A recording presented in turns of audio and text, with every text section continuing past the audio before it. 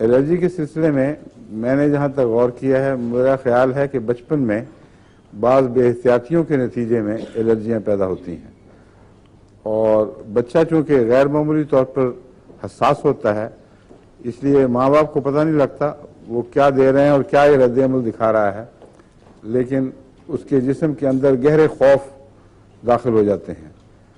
اس لیے بچوں کے معاملے میں غذا کے ساتھ بہت احتیاط برتنی چاہیے۔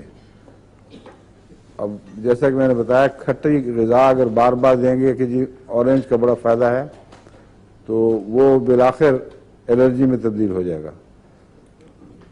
اسی طرح اور بھی بہت سی غذائیں ہیں۔ بچپن میں تیز پھولوں کی خوشبو بچوں کے قریب لے آئے، یا بچے بعض ناک کے قریب کر کے پھول سونگھتے ہیں، اس کے نتیجے میں بعض دفعہ الرجیز پیدا ہو جاتی ہیں۔ تو ہے فیور کا اصل علاج الرجی کا علاج ہے۔